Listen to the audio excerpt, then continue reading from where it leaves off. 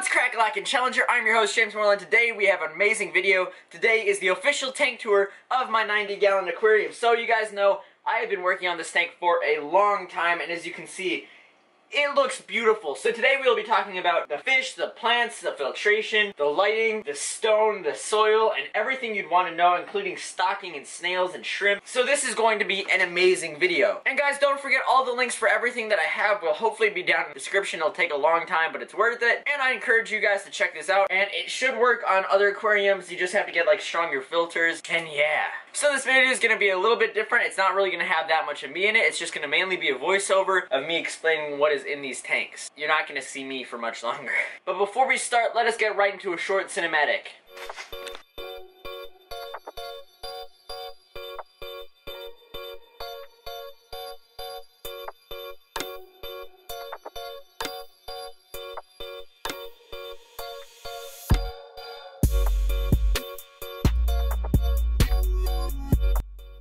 Alright guys, so the main idea of this tank was actually to have a 360. I wanted this tank to be in the middle and like the focal point of the fish room, and I think it did its job.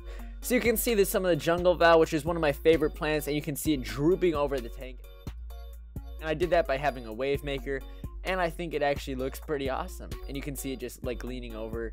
It's pretty tall jungle val too, and I really like the look of that, and you can see the fish swimming around.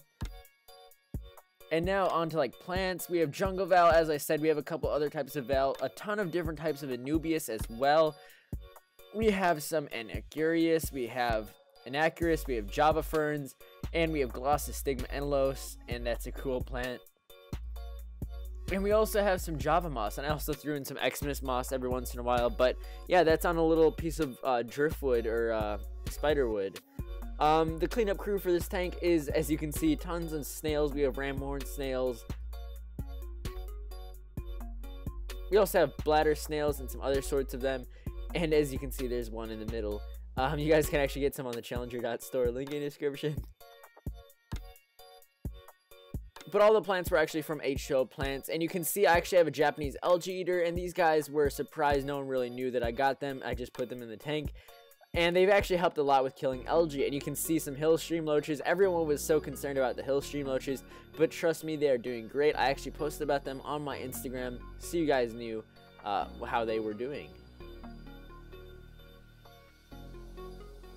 Now on to fish. You can see the red platy I have. That's actually a baby, and the mother is actually in this tank. She gave birth to quite a few of them. I moved them from my 20-gallon long into this tank, and they are doing very, very well.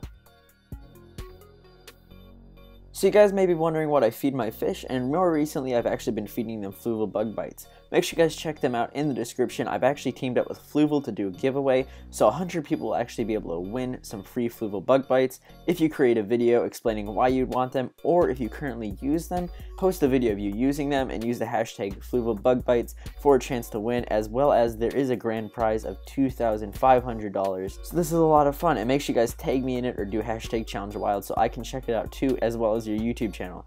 Links for them will be down in the description and more information on the contest.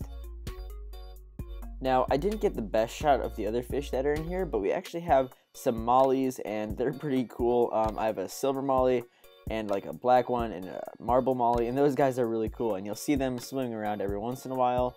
But other than that, that's basically it. Oh, we also do have some shrimp in there, but I did lose them. I don't even know where they are. I see one every once in a while, but I actually got 9 cherry shrimp for my 20-gallon long. So now on to soil. As you guys can see, the substrate in this tank is amazing. It is Eco-Complete from Carib Sea, and I've worked with them in the past. They're actually a really cool soil, and I'd really recommend you guys checking them out. Most pet stores have them, but the look of it is amazing. And guys, look at this. This is kind of a cool shot. This is actually underneath the tank, and I found this out when I was cleaning under my fish room. And the tank from underneath is just amazing. You can see all the root structures and everything around it. It is just beautiful to see those roots, and you can see like the plants are actually living underneath the substrate. It's just really cool. And Eco-Complete has a ton of nutrients, and it's really cool. Now for the stone that I'm using, it's actually Dragan Stone, and this thing looks amazing. And you can see how it looks. I'm actually going to be getting another big chunk, and it's actually going to go on the left side. And I'm kind of going to even out the scape so everything's kind of like big all in the middle and not just the one side. And hopefully replanting it a little bit and trying to make the tank look better. Now on to filtration. As you can see, I use the Sun canister filter, and I actually made a video on it, so if you guys missed that, make sure you check it out. But the tubes run through, and you can see it goes into the 90-gallon aquarium. Now here's the intake, and it actually has a sponge intake on the front of it, and I'm actually going to be having some of these on the store soon, but I actually got this one from Cory from Aquarium Co-op, and it works perfectly, and it'll collect stuff and also build up bacteria, but it does not suck up fry, which is the main reason that you want one, and it is pretty cool. And at the top it has a surface skimmer, so it picks up any of the debris on top. Now here's the output, and as you can see, it is actually a spray bar, but it's not the most powerful. So to compensate for that, I have a wave maker, and this thing is amazing. I really recommend you guys getting some sort of wave maker, as long as you have an aquarium probably bigger than a 20-gallon, just so it doesn't push the water around. But you can see it puts a lot of power around the tank. Now there are a couple different brands, but I again got the Sun, and it works the best for me in this tank. Now I do run CO2 in this tank, but currently I am not, and that is because my CO2 tank ran out. But you can see the diffuser in the back, and I got that from Aquatech of California. And then I also have my algae killer. If you missed that video, make sure you check it out. But it is very awesome. It's from Santa Monica Aquatics, and it helps reduce algae a lot in my tanks. So yeah. Now for lighting, I'm using the Beamworks LED. It's a 48-inch, and it is really cool. And I actually have the timer set up on it, but I mean, it's not set up properly, so it doesn't really work.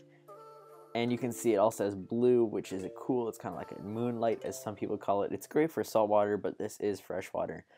And with the blue light, it makes kind of like a bluish tint, but when you turn that off, it's green. I usually just let the green stay on.